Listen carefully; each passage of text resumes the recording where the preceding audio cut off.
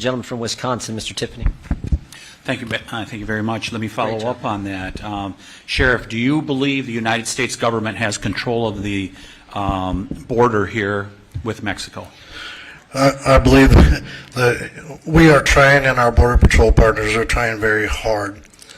But the cartels are the ones that are creating the narrative and controlling the activities all along the 2,000 miles of international boundary.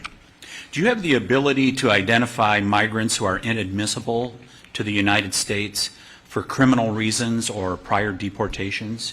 We do not have access to that. Is ICE or CBP actively assisting you in processing the migrants in your charge?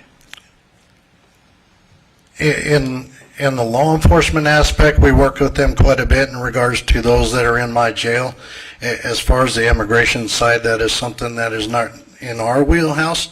I can tell you that because of their constraints, that I've actually cross-deputized our federal partners in the different entities to be able to seek state charges against individuals that the U.S. Attorney would not charge for crimes. Have you had, say that last part again.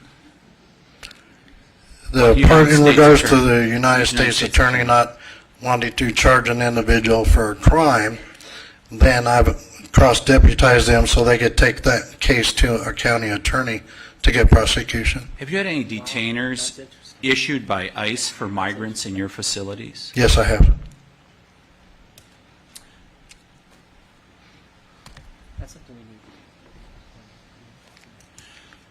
As a result of the illegal migration coming across our border, are they harming the environment? Absolutely. The vast amount of trash, pharmaceuticals, garbage, clothing that's being dumped along our river corridor has been astronomical, and the impacts for our farmers in their fields as well. When we had a hearing just a couple weeks ago, we had a Judge Samaniego from, I believe, El Paso and Sheriff Daniels on the panel, and they had very divergent statements to say in regards to fentanyl, that the reason for fentanyl, the expansion of its use in our country and the devastating consequences, was not because of the border being open. That was the case being made by Judge Samaniego. Sheriff Daniels said that it is a result of the borders being opened over the last couple of years that fentanyl use and its migration into the United States has gone up exponentially. Who's correct? I would tend to support Sheriff Daniels' statement in regards to that. And I would agree with his statement as well. So you've seen, are you saying you've seen the same thing as Sheriff Daniels in Cochise County?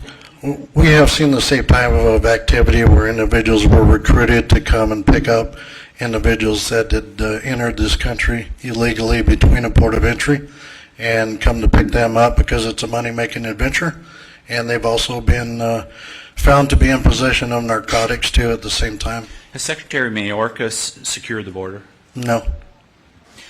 I just have one further question and a final statement, Mr. Chairman. To Dr. Trenchel, do any of the NGOs out there, non-governmental organizations, have they compensated you for any of the uncompensated care that you're providing for migrants? No, they have not. We've not received any compensation from anyone. Thank you. I'm just going to close with this.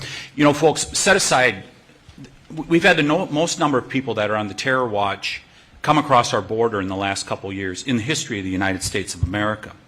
You can set aside the human trafficking. You have the largest, your United States government via the Biden administration is running perhaps the largest human trafficking, or complicit in perhaps the greatest, biggest human trafficking operation in the history of the world, along with the cartels, along with the International Organization of Migration, a United Nations outfit, and others.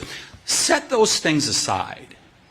Just fentanyl alone should be a national emergency in America, and I can't believe we do not have colleagues on the other side of the aisle that are not here today, and even if they're not here today, that are not calling for the same thing that we're calling for.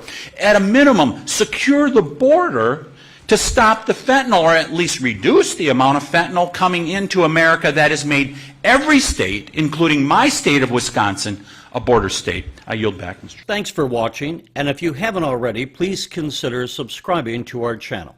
And while you're at it, please leave us a comment. Thank you for watching.